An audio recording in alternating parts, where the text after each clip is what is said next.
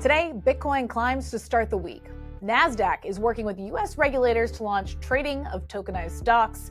And Lily Liu, president of the Solana Foundation, discusses the rise of publicly traded crypto treasuries.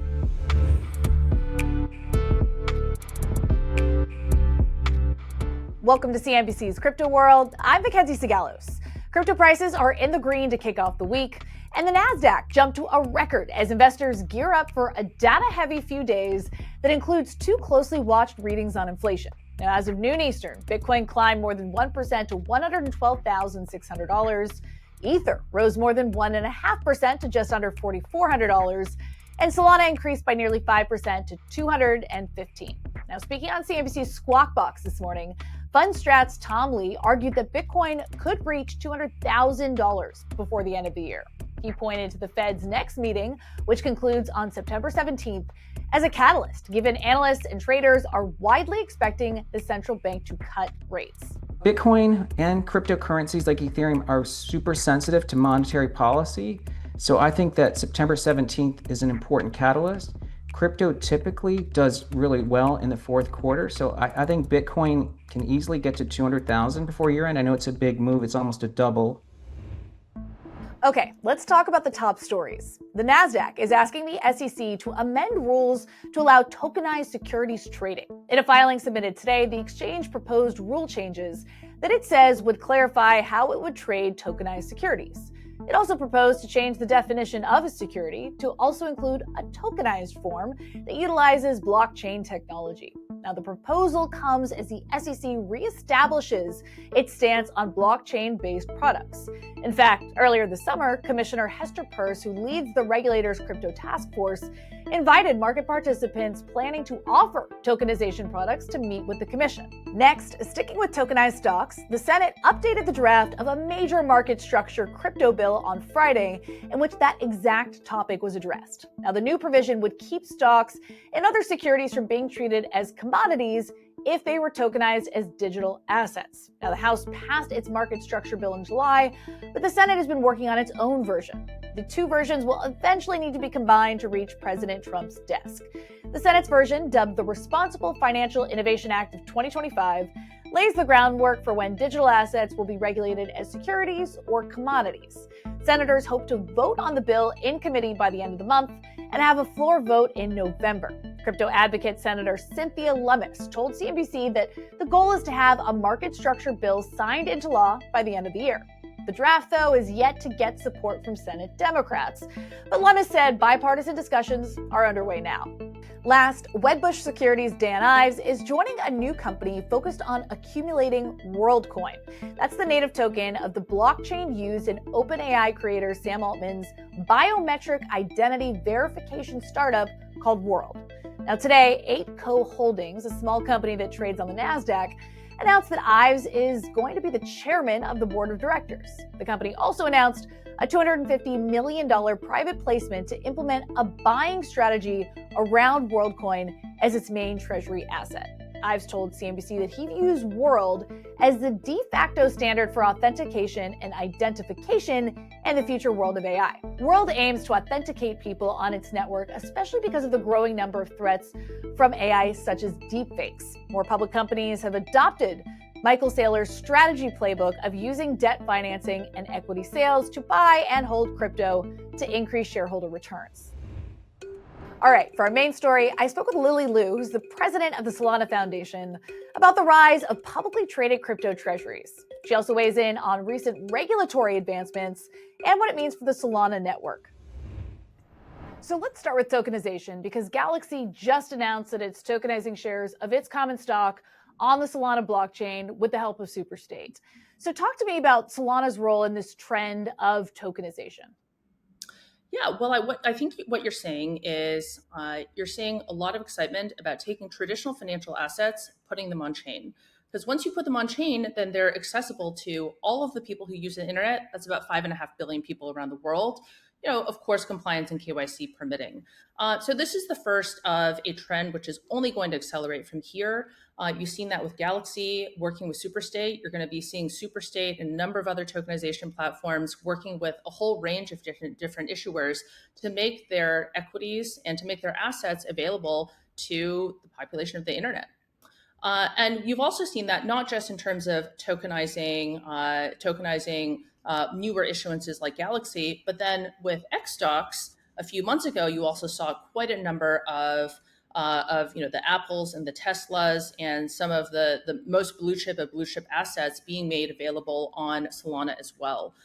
So those are just the start. I think where we're going to be going from here is this recognition that, look, blockchain is a fundamental innovation in financial infrastructure. It's really updated for the internet, right? We saw all of the content be taken online over the last 20 or 30 years and how transformative that's been. And that's fundamentally what blockchain does for finance and digital assets.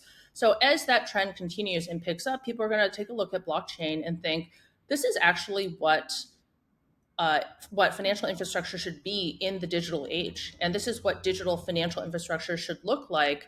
And fundamentally, what traditional financial systems do is they keep track of who owns what, how much, and where.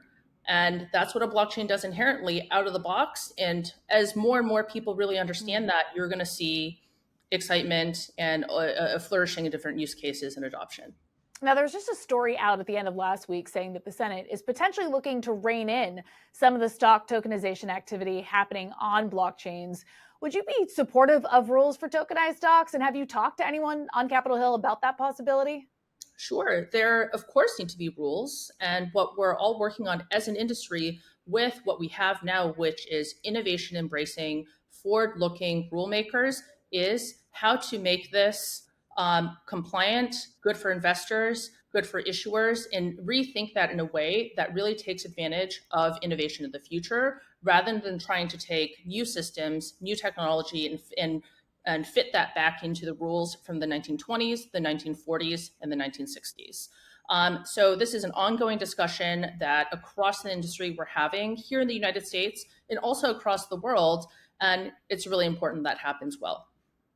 And I do think that there's something in parsing that idea of course, there should be rules, because there's a difference between having the SEC do a rules change versus having lawmakers on Capitol Hill legislate around this with a novel bill passed into law. Do you think we need a combination thereof? Because there are certainly people in the industry, Robinhood CEO is among them, that would say that all we need is a rules change from Paul Atkins to bring this to fruition. Well, it depends on what area of crypto we're looking at. I think certainly tokenization of public and private equities. Sure. Then some of that is going to be more appropriate to be done as a rule change within an agency. And there are going to be certain things that are better off contemplated through Congress. So you certainly saw the Genius Act get passed about a couple of months ago. And I think that was landmark in really establishing that cryptocurrency assets are not fringe technology or even fringe assets. But as President Trump and Secretary Bessent put it, these are critical for economic national security. So that is one form of policy change and legislation that I think really helps set the stage for the industry as a whole. And then, of course, there's always going to be specific issues when it comes to myriad specific securities issues, commodity issues that are going to take place at the agency level. Now, to your point, the Genius Act has been law for nearly 2 months. And I'm curious if that's changed activity for the Solana network at all. Have you seen more stablecoin activity or even new ones come online? Absolutely. There's been a flourishing of stablecoin activity, interest amongst issuers, and that takes the range from new issuers, startup issuers, to some of the most vaunted financial institutions now thinking, I have to participate in blockchain-based stablecoin issuance and or payments and money movement. So it went from something that was proof of concept, a little bit experimental within your innovation department, to this recognition that this could really be and probably should be fundamental to your core business of moving money around the world. So we've certainly seen an uptick in issuance, in usage, in volume. And if you look at the Solana blockchain alone, we've had probably about 20% increase in issuance really just over the last couple of months, and also usage is just going in one direction as well. Now, the other thing we're watching is the rise of publicly traded crypto treasuries, and Solana is a part of that. Forward Industries announcing this morning that it's gotten over $1.6 billion in commitments to launch a Solana-focused treasury strategy. What does this mean for the Solana network, and do you expect more of these to pop up? Yes, and so you've seen a couple of pure play Solana DATs come to market so far. I think you're going to see a few more coming in the next few weeks. So stay tuned for that. And I think it's very impactful for the Solana ecosystem because what these are today is they're focused around the asset, but then over the longer term, they're going to become ecosystem companies. They're going to be building within the ecosystem, using Solana technology for decentralized finance, for moving money around the world. And what these also are, they're institutionally oriented organizations that help tell the story of why blockchain and, of course, why Solana to the broader institutional community. So this announcement from Forward Industries, sponsored by Galaxy and Jump and Multicoin, is momentous. It's huge. I think it might even be the largest pipe transaction over the last few months. And it's really just at the beginning. You're going to see a couple of more pipes from here as well, articulating Solana's global financial infrastructure for every major economy across the globe, and for a whole range of assets between stablecoins to tokenized assets and so on and so forth. So we're really excited about it. Final question for you. With all these advancements for institutions and regulation, what's on the roadmap for the Solana Foundation? What are the priorities headed into the end of 2025 and into next year? Sure. Our focus is on multiple different fronts. When you think about building a blockchain ecosystem, there's kind of three parallel components to that. There's, of course, the core protocol network itself. That's the code that is run amongst the several thousand validators given the network. And that's always kind of the crown jewel of the ecosystem, right? Without that, you don't have the underlying infrastructure. There's no global financial infrastructure. That's always one thing we're super focused on as an ecosystem. And there's some incredible updates coming up soon. We always talk about increasing bandwidth, reducing latency. And Solana's around 400 milliseconds now, doing a huge rewrite. And that's going to bring latency down to 150 milliseconds and starting to put us for sure at the forefront of the blockchain industry. And our aspiration is to be able to compete with sort of 10 milliseconds that you get in traditional finance eventually. And of course, there's also growing the developer ecosystem. That's been a big focus for quite a number of years and always will be. But then lastly, what's come into more focus recently is this has always been about financial infrastructure for capital markets. And so this is about building infrastructure to support internet scale capital markets. And so our focus is, how do we become the best place for capital? How do we ensure that all of the assets that are coming on chain, some of those are crypto native, some of those are the tokenization of real world assets, all of those assets should be on Solana, and all the ways to be using those assets, everything from a simple payment to low latency, high frequency trading, that whole range of use cases and that whole range of assets should all be in one place. And that's always been our vision from the very beginning.